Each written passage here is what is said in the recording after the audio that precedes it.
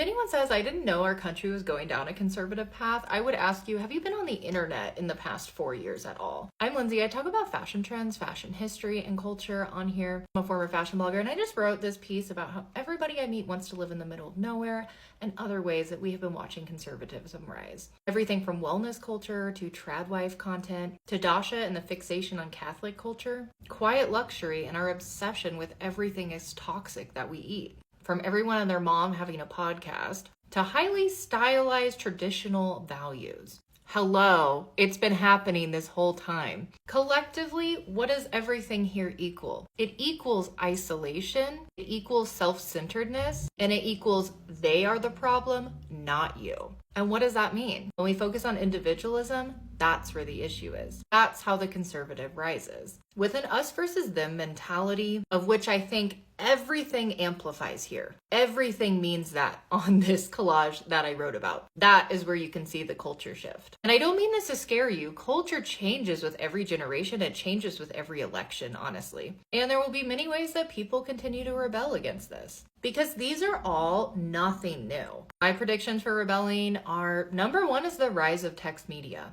We've been fed over-stylized content for so long since Instagram became a thing. Also, I think there's a large difference between listening to a podcast and reading something. No, I'm not talking about listening to audiobooks. That is a different thing. Feeling connected to something you read rather than someone telling you something. I also think we will see a rise of subcultures rather than just aesthetics. Aesthetics and subcultures are entirely different, and I feel like we have lost a lot of what a subculture means with the rise of aesthetics in fashion and in photography and in art. Anyway, you can read more of my thoughts on my Substack, but if your favorite content creators are not talking about politics relating to fashion, art, etc., you gotta find someone different to listen to because everything is political.